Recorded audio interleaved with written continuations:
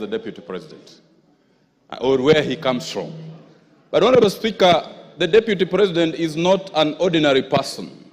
The Deputy President is actually the second in command in our nation. Before he assumes office, Article 74 of the Constitution requires him to take an oath of office. And Honorable Speaker, I've looked at the oath of office of the Deputy President. It requires him to be faithful to the Republic, to give counsel and advice to the President without fear or favor. Equally, the Deputy President is a ranking state officer, and Article 74 of the Constitution requires, Article 75 of the Constitution requires that in the conduct of a state officer, he needs to bring honor and dignity to this office he holds.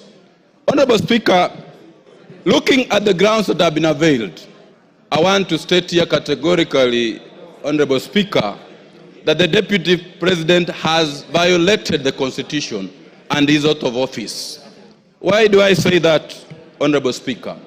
One, the Constitution of Kenya, which the people of Kenya gave to themselves, requires that Kenya is a unitary state, regardless of the regions it has.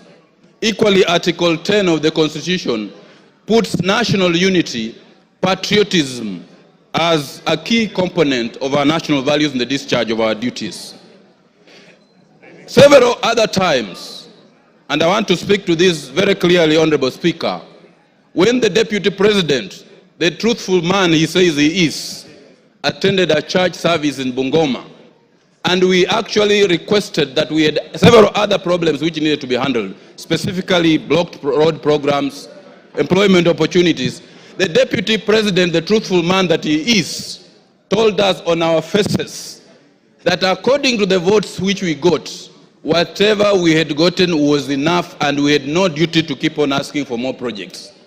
That is the Deputy President who is supposed to be the principal assistant to the President and who is supposed to portray national unity.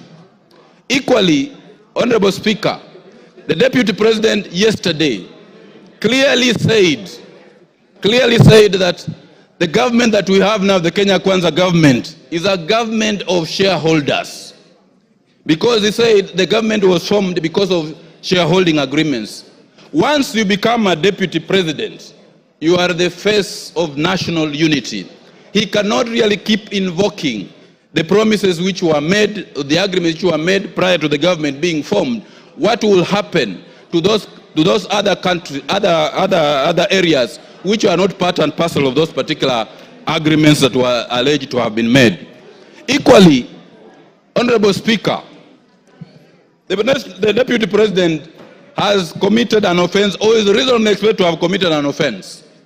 When he was asked in his visits which he makes throughout the country, he stated that he visited Keyo Marakwet, he visited other parts of the country, and he has been given animals. And those animals, he has kept them at his home, and he now has a herd. Article 76 of the Constitution clearly indicates that when you receive a gift or a donation, you are supposed to donate it back to the Republic.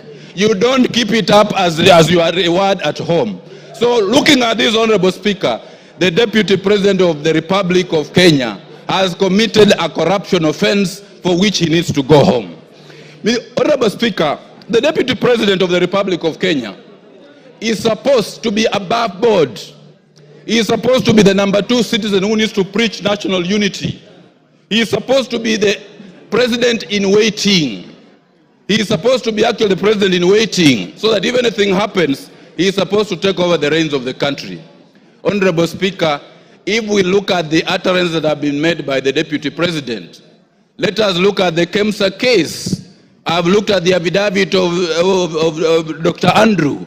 It is very, very clear that the Deputy President was actually conflicted in the KEMSA supply case, and Article 75 of the Constitution requires all state officers to avoid situations where they are in conflict of interest.